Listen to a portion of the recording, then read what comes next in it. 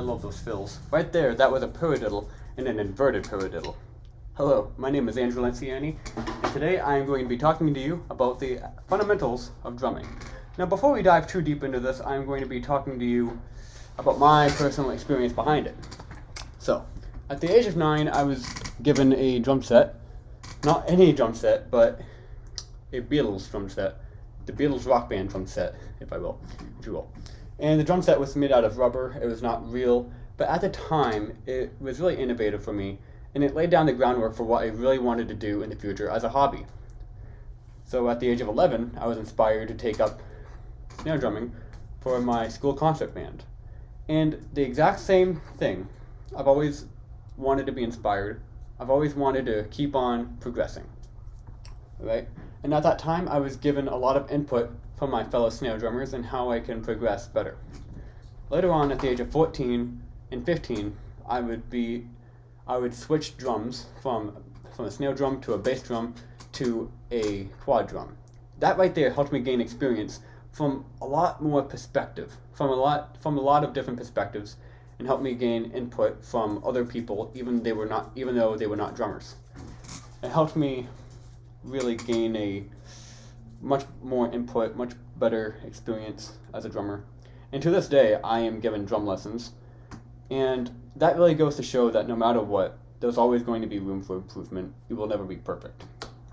So, let's talk about the history behind it. The history of drumming dates back to around 3000 BCE, when the Mesopotamians used to use it as a form of communication, almost like Morse code. Watch.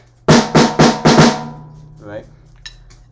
Some people may suggest that it sounds like beep beep beep beep beep, right? Even though it sounds like that, it was not really Morse code, but some may argue it was the groundwork to what Morse code is today. Right? So it was pretty innovative at that time too. Later on, Indians would use it as a form of course, music, as it is the backbone of music, during different religious and ritual events. It's almost like a funeral event, if you will, to a celebratory event. That's what they would use it for. To this day, it's still used in the exact same form. But we also use it for different types of leisure and how we can actually express ourselves. Right?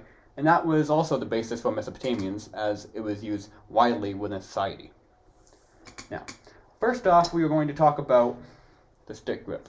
Right here, these are 5A level drumsticks. And this is actually the standard for when you want to play a drum set. So this right here, I'm going to be showing you two methods: traditional grip and match grip.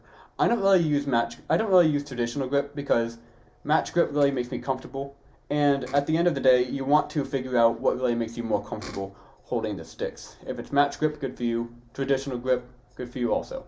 I just happen to use match grip because it's more comfortable for me.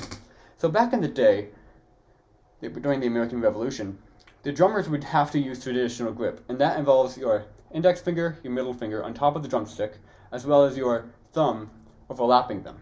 And below all of that, is your ring finger and your pinky finger. This was traditional grip, and I'm sorry if it looks awkward when I'm holding it because I don't really use it. But back then, the drums that they would play with was not really straight. It would be slanted towards the right direction. And they would have to use traditional grip to make it more convenient for themselves.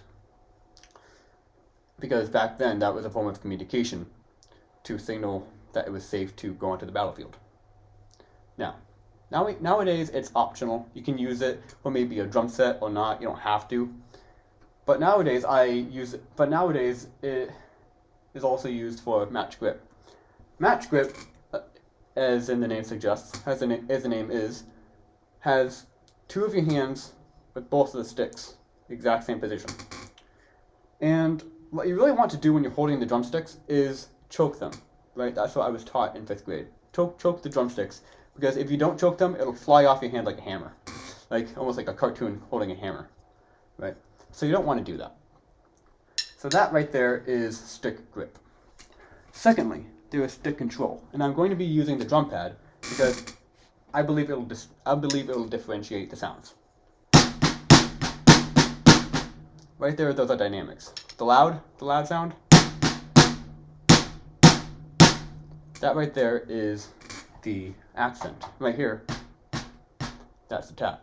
And that's really important to use because when you're using them, you can actually differentiate the sounds within different genres of music, no matter what genre, no matter the song. Alright, it really helps. Okay, so the third I want to talk about, the third aspect, is posture. So let me adjust. So, when you play drums, you really want to maintain good posture. I'm playing at the front because I don't want my thighs to be restricted. I'm going to be playing in this manner because I believe I want to be, because that's where I want to be, in the action, in the front of the drum seat. Don't want to be in the middle or the back because that will restrict your thighs. Alright, so let's play. Let's combine all of what we know into this.